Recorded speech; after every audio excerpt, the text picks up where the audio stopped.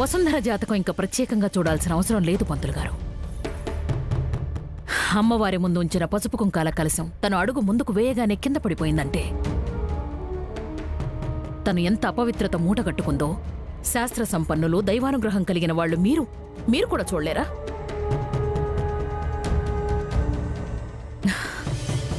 ఏం చెప్పను?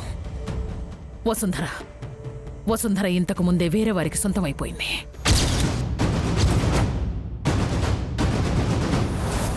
నానమ్మా, నీ మనవరాల జీవితం బాగుండాలని వసుంధర గారి గురించి ఇంత అవమానకరంగా మాట్లాడడం మంచిది కాదు.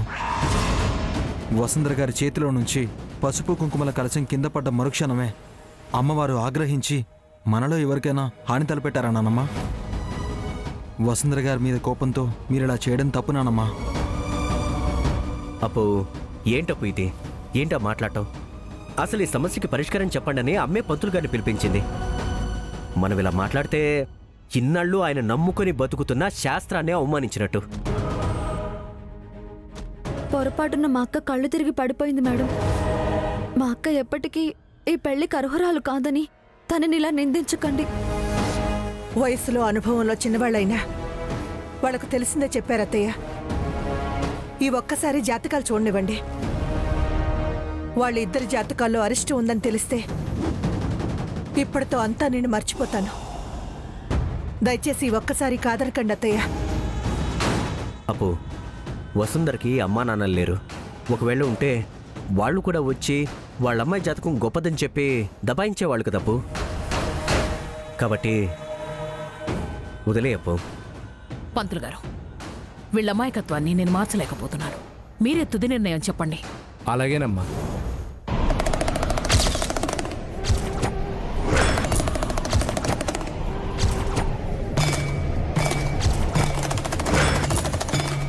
ఏమైంది పంతులు గారు? మీరు తెలుసుకోవాలని ఆరాటపడుతున్నారు. అపర్ణాదేవి గారు భయపడుతున్నారు. వీరిద్దరి జాతకాల్లో ఎలాంటి దోషం లేదమ్మా.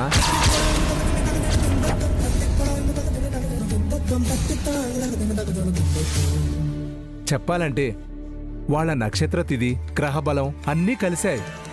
ఇంకా చెప్పాలంటే వాళ్ళు ఒకరి కోసం ఒకరు పుట్టారు.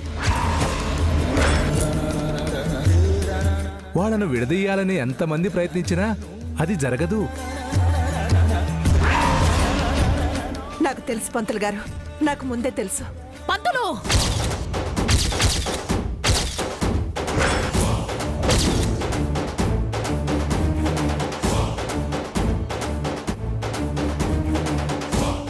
వీళ్ల పంతం నెగ్గించడానికే లేని జాతకం సృష్టించి చెప్తున్నావా? లేదమ్మా, నేను చూసిందే చెప్తున్నాను. నాకు తెలిసిందే చెప్తున్నాను. ఏమిటి మీకు తెలిసింది? ఏమిటి మీరు చూసింది? అలా అయితే వసుంధర చేతిలో ఉన్న పసుపు కుంకాల కలశం ఎందుకు నేలపాలైపోయిందో అది చెప్పగలరా? శాస్త్రం ప్రకారం దుష్టశక్తి ప్రభావం మామూలు స్థితిలో ఉన్నప్పుడు ఏం చేయదమ్మా. ఇలా కళ్యాణ ఘట్టంలోనే ఎదురయ్యి ఆటంకం కలిగిస్తుంది. ఇప్పుడు కూడా అదే జరిగింది. అయితే తప్పని పరిస్థితిలో మేము నమ్మాలంటావా? శాస్త్రంలో ఉన్నదే చెప్తున్నానమ్మా. మీకు నా మీద నమ్మకం లేకపోతే వేరే ఎవరితోనైనా చూపించండి. ఎంతమంది సిద్ధాంతుల దగ్గర చూపించినా శాస్త్రాన్ని నమ్మిన వాళ్ళు నేను చెప్పిన సత్యాన్ని అసత్యమని మాత్రం చెప్పరమ్మా. ఆ తర్వాత మీ ఇష్టమమ్మా.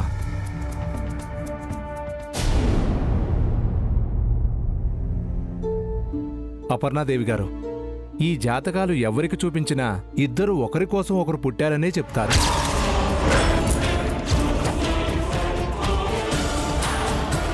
ఒకవేళ ఈ జాతకాలు మీరు మార్చేసి వాళ్ల పెళ్లి వేరువేరుగా చేసినా ఇద్దరూ మీకు దక్కరు.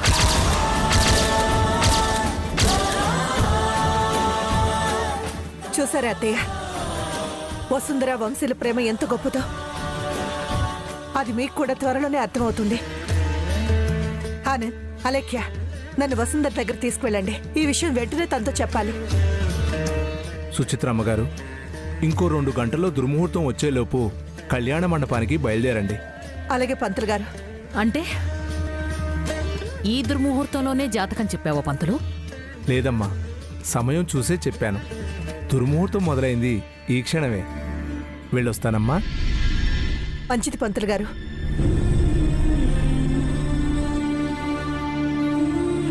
ఆనంద్, ఈ జాతకాల్ని జాగ్రత్తగా దాచిపెట్టు. అలాగే అమ్మా. అలేఖ్య, రామ్మా, నన్ను వసుంధర దగ్గర ఓకే, మేడం. తీసుకువెళ్ళు.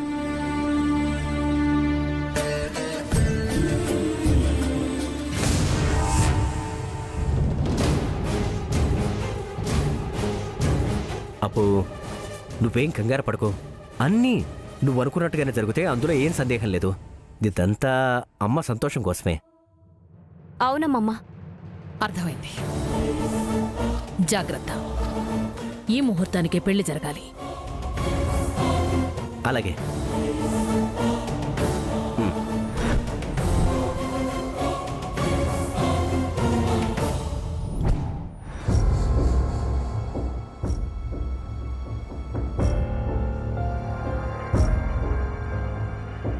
పంతులు గారు,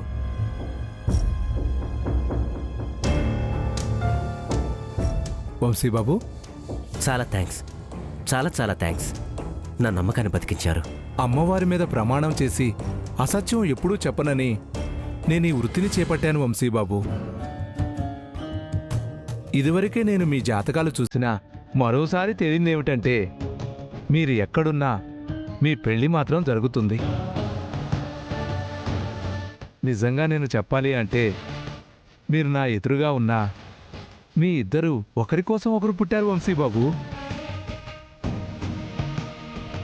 కాకపోతే మీ ఇద్దరి జాతకం ప్రకారం ఒకే ఇంట్లో ఉన్నా కూడా కొంచెం ఎడబాటుగానే ఉంటారు. నిజమే పంతులు గారు. ఇక దాని గురించి వదిలేని వంశీబాబు, మీ చిన్నతనంలోనే మిమ్మల్ని ఆ వసుంధరమ్మని ఆ శ్రీరామచంద్రుడే కలిపాడు. ఇక మనం కళ్యాణ మండపంలో కలుసుకుందాం. వస్తాను బాబు. అలాగే.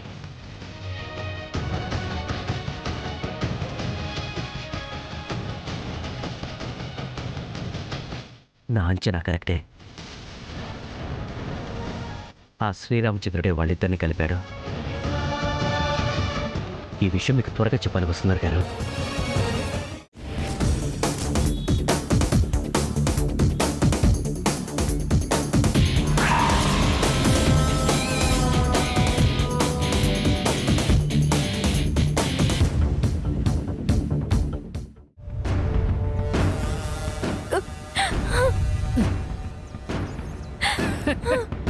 చావులో కూడా నేను నీకు తోడుగా ఉన్నందుకు నాకు చాలా సంతోషంగా ఉంది వసుంధర.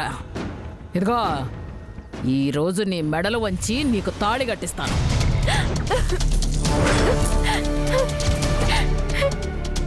చావు. తాళి కట్టాక చావు. వసుంధర, ఇదేంటో నీకు తెలుసు కదా. నేను లాక్కుని దాచిపెడితే నన్ను లాక్ చేసి మళ్ళీ ఈ తాళి నా చేతికే చిక్కేలా చేశాడు ఆ మురళిగాడు. ఇప్పుడు వాడి చేతులతోనే 3 ముళ్ళు వేయించుకుందు కాని. పద వసుంధర. ఏంటి వసుంధర, మురళి పేరు చెప్పగానే అడుగు ముందుకి పడట్లేదు? వంశీ మీద దేనికున్న వ్యామోహం ఇంకా తగ్గలేదైరేంద్రి. నువ్వు మురళిగాడి చేత తాళి కట్టించుకుంటేనే నిన్ను వంశీ దగ్గరికి తీసుకెళ్తాం. కాళ్ల మీద పడి ఆశీర్వాదం తీసుకుంటావో పడి ఏడుస్తావో నీ ఇష్టం. పద పద. అక్కా, వసుంధర గారు, అక్కా, వసుంధర గారు.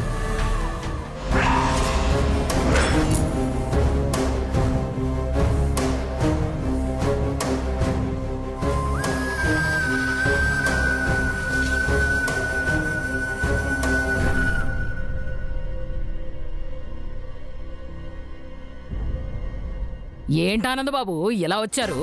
వినాల్సిన వాళ్ళు కూడా ఎక్కడే ఉన్నారు అలెక్య గారు. అందరికీ కలిపే చెప్దాం ఆనంద్ గారు. ఏంటానంద్, కొంప తీసి చిత్రసేన్ గారు లాంటి పెద్ద ఆయన పోయారా ఏంటి? నీ నోట్ నుంచి ఒక్క మంచి మాట కూడా రాదా అత్తయ్య?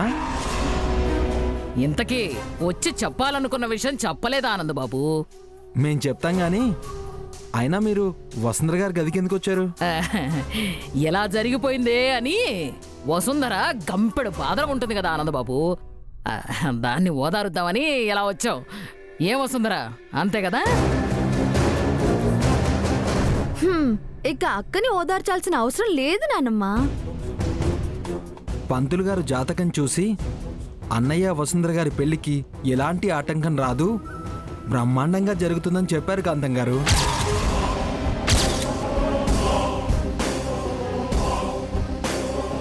వాళ్ళిద్దరిది జన్మ జన్మలకు విడరాని బంధం అంటారు ఐరేంద్రి మేడం.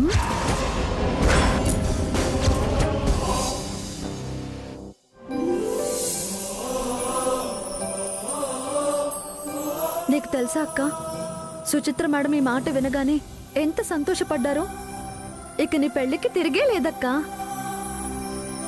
ఈ విషయం సుచిత్ర మేడమే నీ దగ్గరకు వచ్చి చెప్పాలనుకున్నారు, కానీ నేను దేవుడు గది ముందుంటాను, వసుని తీసుకురమ్మని చెప్పారక్కా.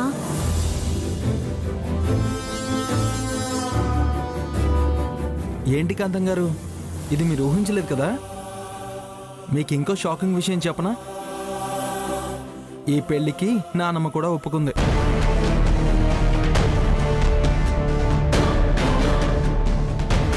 ఇక మీరు చేయాల్సింది ఏం లేదు కాంతమ్మ గారు. మరీ అంత తేలిగ్గా తీసేయకు ఆనంద్. ఒకవేళ బ్యాండ్ వాళ్ళు తక్కువ మంది వచ్చినా మేం వాయిస్తాం. మీకు తగ్గ పని ఎంచుకున్నారు అత్తయ్య. అంటే మనం ఇంకొంచెం సేపట్లో కళ్యాణ మండపానికి బయలుదేరిపోతున్నాం అన్నమాట. తప్పకుండా కాంతమ్మ గారు. వసుంధర గారు మీరు రండి, కింద అమ్మ మీకోసం ఎదురు చూస్తుంది.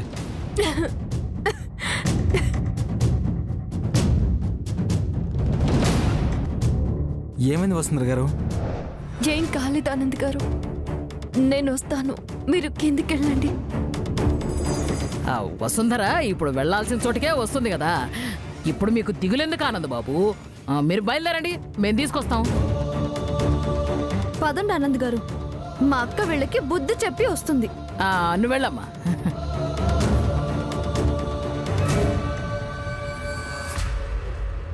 ఇంక నేను ఎంతసేపు బ్రతుకుతానో నాకే తెలియదు. వంశీ సార్ని చూపించండి మేడం.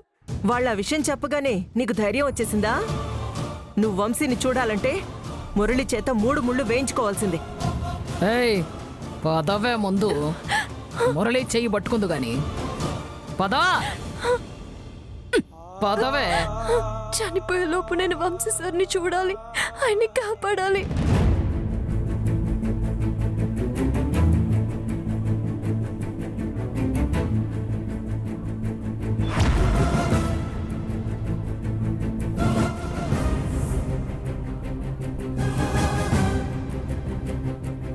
ఉన్న ఈ ఆధారంతోనే మీ పెళ్లి ఎలాగైనా జరిపిస్తాను.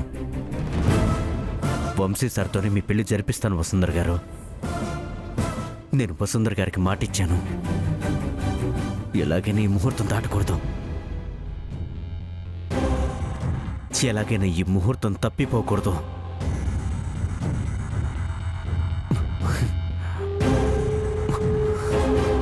ఒకసారి ఈ నెంబర్కి ట్రై చేస్తే.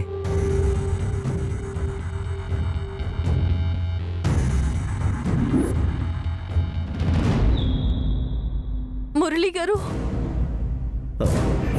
వసుంధర గారు మీరు ఇలా వచ్చారేంటి? పంతులు గారు ఏం చెప్పారో ఆనంద లేఖ్య మీకు చెప్పే ఉంటారు. మీరు విన్నారు కదా, ఈ పెళ్లి జరుగుతుందని నేను కూడా మీకు ముందే చెప్పాను కదా. ఇక మీరు చింతించాల్సిన అవసరం ఏం లేదండి. మధ్యలో ఎలాంటి అవాంతరాలు వచ్చినా దానికి కారణం ఆ మిగతా వాళ్ళే అయి ఉంటారు. మురళి గారు, ఆనంద్ అలేఖ్యలు చెప్పిన దానికన్నా మీరు చెప్పింది 100 రెట్లు ఎక్కువ అర్థమైంది. కానీ నాకు ఒక మాట ఇస్తారా?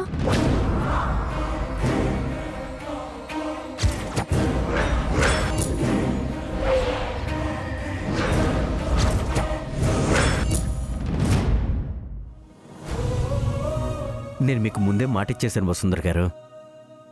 వంశీ సార్తో ఎలాగైనా మీ పెళ్లి జరిపిస్తానని నేను మీకు మాటిచ్చేశాను. మళ్ళీ మీకు ఇంకొక మాట ఇవ్వాలి అంటే అది ఖచ్చితంగా వంశీ సార్ని మీ నుంచి ఎప్పటికీ దూరం కాకుండా కాపాడుతాను అని మాట పడమే. ఆయన పర్లేదు చెప్పడం వసుంధర గారు. ఏం చేయమంటారు చెప్పండి, చేస్తాను. మీరు నా మెడలో తాళి కట్టాలి మురళి గారు.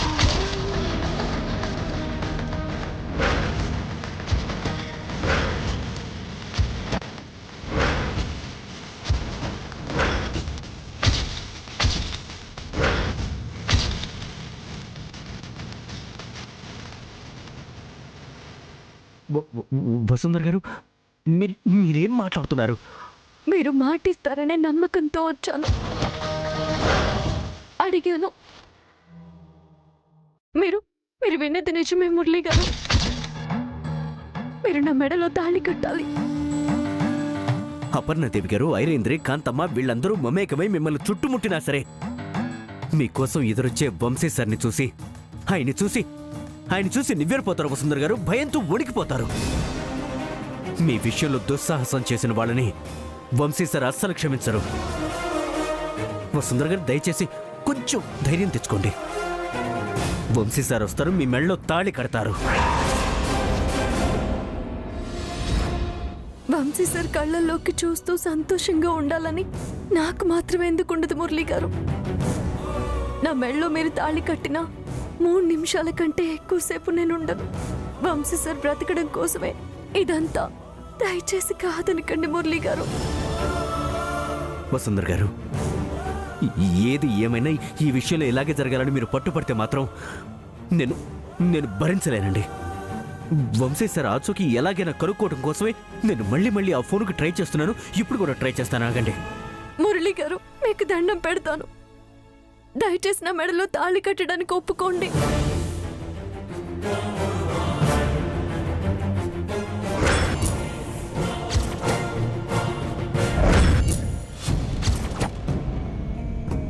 వసుంధర గారు, ఏంటిది? దయచేసి నా మీద నమ్మకాన్ని కోల్పోకండి. నేను మీకు చెప్పేది అదే. ఏది ఏమైనా సరే, ఎలాగైనా సరే నేను మీ ముందుకు తీసుకొచ్చేది వంశీ సార్ని. మీరు నాకు మాట ఇచ్చారు మురళి గారు. ఇచ్చిన మాట నుంచి తప్పించుకోకుండా నా మెడలో తాళి కట్టండి. నేను మీకు ఇంతకు ముందే ఒక మాట ఇచ్చాను. ఆ మాట ప్రకారమే వంశీ సార్తో ఈ ముహూర్తానికే మీ పెళ్లి జరిపిస్తాను.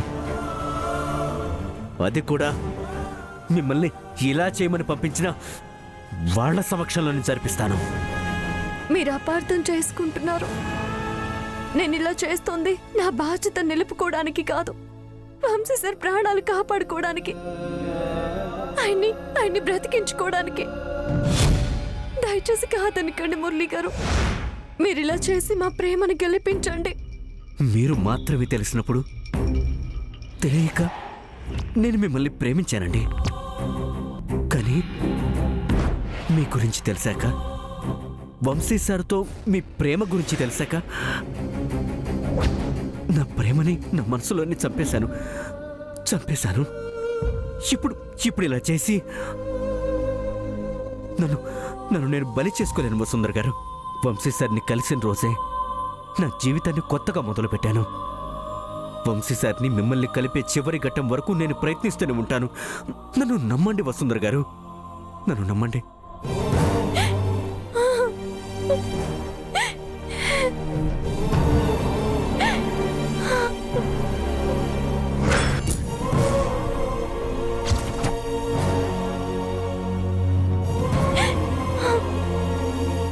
వంశీ సార్ని క్షేమంగా రక్షించుకోవడానికి నన్ను నేనేం చేసుకోవడానికైనా సిద్ధమే మురళి గారు. నాకు ఇంతకంటే వేరే దారి కనిపించడం లేదు.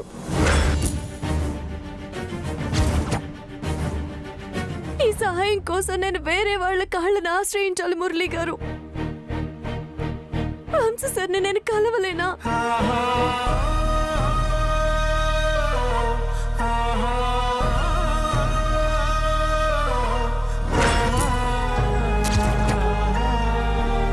అయ్యో వసుంధర గారు, మీకు ఎలా చెప్పాలో నాకు అర్థం కావట్లేదు. అసలు ఎందుకు ఇలా జరుగుతోంది? ఆ ఐరేంద్రి, కాంతమ్మ మిమ్మల్ని ఇలా చేయమంటున్నారా? ఇప్పుడు ఏం చేయాలి? నేను ఏదో ఒకటి చేయాలి.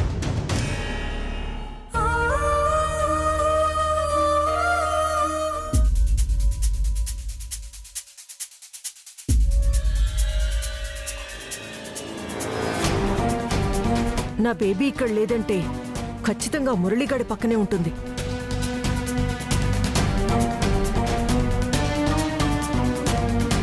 నక్షత్ర మురళిల మధ్య ఎన్నిసార్లు ఆ వసుంధర్ని తోసేసినా అది వృధా ప్రయత్నమే అవుతుంది. ఇక లాభం లేదు, అనుకున్నది చేసేయాలి. మామ్, నా కోసమేనా?